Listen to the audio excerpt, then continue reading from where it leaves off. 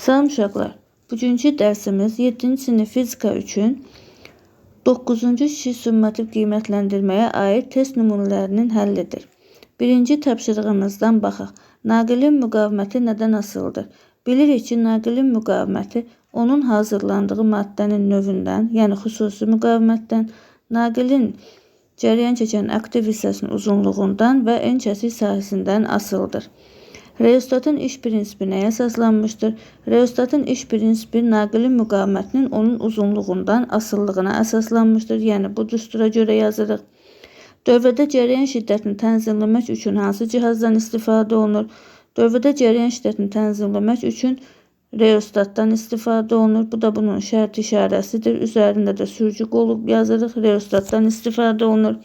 Xatırladım ki, sürücü qolunu sağa sola hərəkət etdirməklə dövrəyə qoşulan naqilin uzunluğunu dəyişirik və orada müqavimət də dəyişir.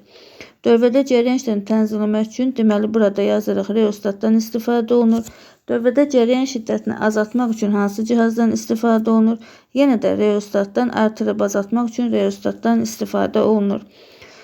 Dövrədə voltmetrin göstərişi 20 voltdursa, ampermetrin göstərişi nəyə bərabərdir? Paralel birləşdirilmiş lampaların müqaviməti 6 ohm və 12 ohmdur. Bilirik ki, paralel birləşmədə R paralel bərabərdir.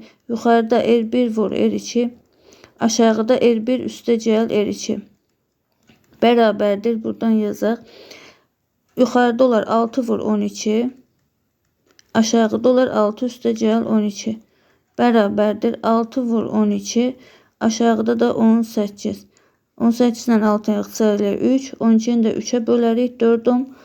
İndi bizdən buradan cərəyan şiddətini istəyir. I də bərabərdir. U bölünsün R-dir. U-nun yerinə 20, R də tapdıq 4. 20 böl 4 eləyər 5 amper. Cavabımız olar A variantı. Ardıcıl birləşmədə lampaların müqaviməti və cərəyan şiddəti nəyə bərabərdir? Ardıcıl birləşmədə cərəyan şiddəti eynidir bütün lampalarda.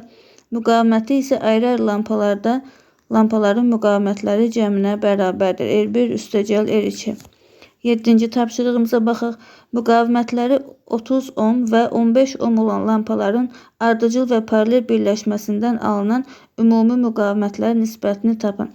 Ardıcıl birləşəndə bunları cəmləyirik. Eyni bu düsturdan bərabərdir 30 plus 15 eləyər bu 45 ohm.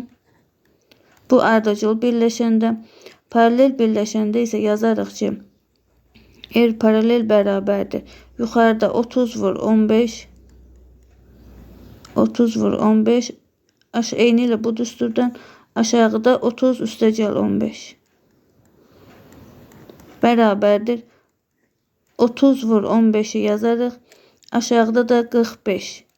45 ilə 15'imiz ixtisar gedər. 30'u da 3'ə bölərik 10. Deməli, paralel ardıcıl birləşəndə oldu 45 ohm.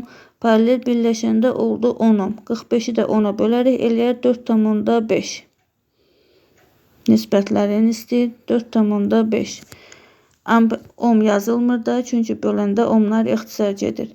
Ampermetrin göstərişi 2 amper olarsa, voltmetrin göstərişi nəyə bərabərdir? Paralel birləşdirilmiş lampaların müqavimətləri 3 və 4 ohmdur. Yenə yazarıq R ümumi bərabərdir. Yuxarıda 3 vur 4, aşağıda 3 plus 4 bərabərdir. Bu da eləyər 12 böl 7. Bizdən voltmetrin göstərişini istəyir. Yəni, U bərabərdir. Ohm qanununa görə I vur R yazarıq. Ampermetrin göstərişi 2'dir. 2 vurulsun. 12 bölünsün 7. Yəni, burada yəqin ki, yenə çap səhvimiz var. Bu da eləyər 24 böl 7. Yəni, tam bölünməsə də 24 bölünsün 7. Kəsir şəklində alınır, bərabərdir. 24'ü 7'yə bölərik. Deməli, burada olar 3 dəfə eləyər 21. Yəni, təqribən burada alınır. Təqribən elə bunu biz 3,4 kimi yaza bilərik. Yəni, ola bilsin ki, burada çapda səhv olmuşdur.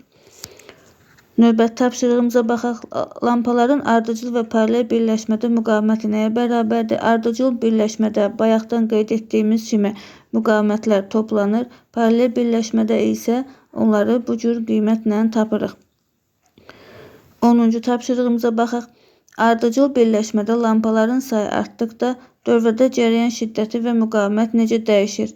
Lampaların sayı artdıqda onların parlaqlığı azalır. Səbəbi nədir? Parlaqlıq azalır. Ona görə ki, burada lampaların sayı artırdıqca gərginlik paylanır. U ümumi bərabərdir. U1 üstəgəl U2 plus U3.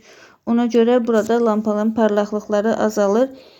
Deməli, sayı artdıqca cərəyan şiddətli dəyişmir. Ardıcıl birləşmədə cərəyan şiddətləri həmişə bərabər qalır və müqaviməti də ümumi müqavimət də yenə ayrı-ayrı lampalardakı müqavimətlər cəmlənir və ümumi müqavimətdə bu cür tapırıq.